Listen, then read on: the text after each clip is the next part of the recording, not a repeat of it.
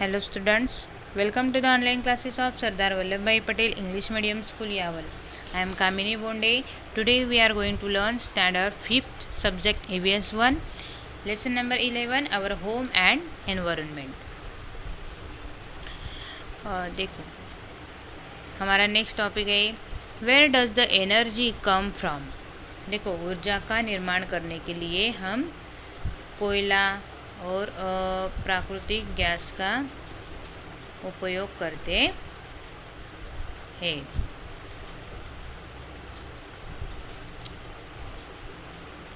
एक मिनट। हाँ, it is produce using natural fuels like coal, natural gas और मिनरल ऑयल।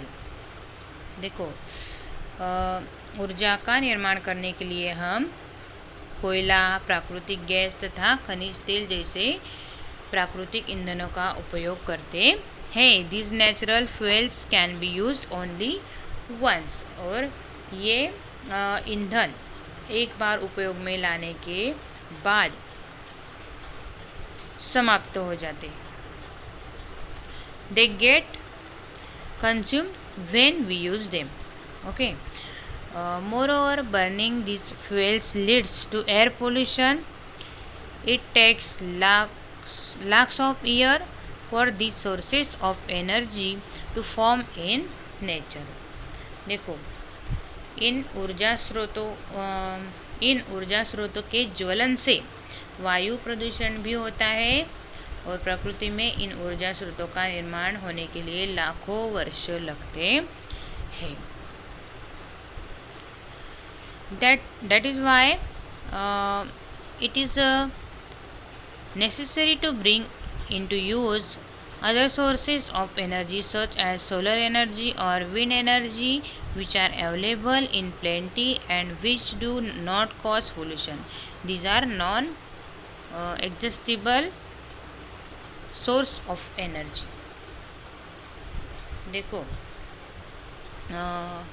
अंततः क्या होता है, भरपूर मात्रा में उपलब्ध तथा प्रदूषण न फैलाने वाली सौर ऊर्जा, पवन ऊर्जा जैसे ऊर्जा स्रोतों का उपयोग बढ़ाना चाहिए। और ये अक्षय जो है ये अक्षय ऊर्जा स्रोत होते हैं।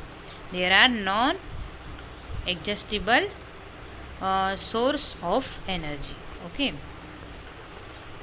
Next, all living things need shelter. Like humans, some other living things also build shelters using various materials in their environment. देखो सभी सजीवों को निवास की आवश्यकता होती है और मनुष्य की तरह ही अन्य कुछ सजीव भी पर्यावरण के विभिन्न साधनों का उपयोग करके निवास बनाते हैं। But last year we saw that their shelters are eco friendly and temporary. We should also be able to make permanent houses that are eco-friendly. देखो इनके निवास पर्यावरण पूरक तथा अस्थायी होते हैं और ये हमने पिछली कक्षा में देखा है। और ऐसा पर्यावरण पूरक परंतु स्थायी स्वरूप का घर बनाना भी हमें आना चाहिए। Okay, then some characteristics of eco-friendly houses, मतलब पर्यावरण पूरक घरों की कुछ विशेषताएं। Minimum consumption of natural resources, प्राकृतिक साधनों का कम से कम उपयोग।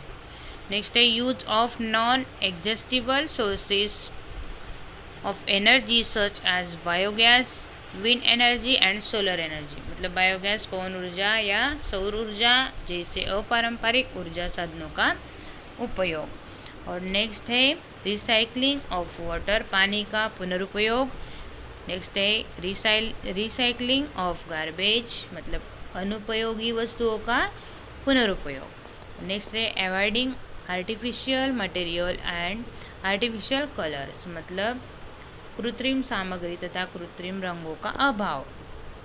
नेक्स्ट है provision for natural light and ventilation in the house, मतलब घर के प्राकृतिक प्रकाश या हवा के आने जाने की सुविधा। ओके, नेक्स्ट, क्या तुम जानते हो अंडर वाटर शेल्टर्स मतलब पानी के नीचे बना निवास, शेल्टर मतलब घर। Okay, water tourism has now become an important occupation, मतलब जल पर्यटन एक महत्वपूर्ण व्यवसाय हो गया है। In some places there are under water shelters for tourist, कुछ स्थानों पर पर्यटकों के निवास समुद्र के नीचे बनाए गए हैं। From this shelters we get a direct view of the sea bed and amazing marine life. Such shelters are observed in the coastal region of Europe and North America, मतलब इन निवासों से समुद्र तल तथा वहाँ के मनोहर सागरीय दृश्यों का प्रत्यक्ष हमें अनुभव होता है। और ऐसे निवास कहाँ पे, यूरोप या उत्तर अमेरिका के तटीय भागों में ये निवास हमें देखने को मिलते हैं।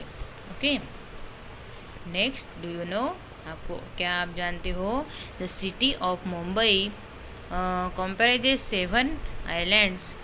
The portion of water bodies between them were filled with stone and earth to create land. Later settlements, road and industries were developed on this land. Because this reclaimed land is in a low-lying area, it easily gets waterlogged when there is a heavy downpour, मतलब मुंबई शहर 7 द्वीपों पर बसा है और इन द्वीपों के बीच जलभागों को पत्थर तथा मिट्टी से पाटकर जमीन बनाई गई है और इसके बाद उस पर बस्तियाँ, सड़कें या उद्योग विकसित हुए हैं। और जलभागों को पाटकर बनाया गया यह प्रदेश निचले क्षेत्र में होने के कारण आज भी अतिवृष्टि के कारण इस क्षेत्र में पानी जमा होता है। देखो, ये हमें मालूम पड़ता है। ओके, और यहाँ पे हमारा ये लेसन फिनिश्ड होता है। आया आपको समझ में? ठीक है। Thank you dear students. Please like and subscribe our channel.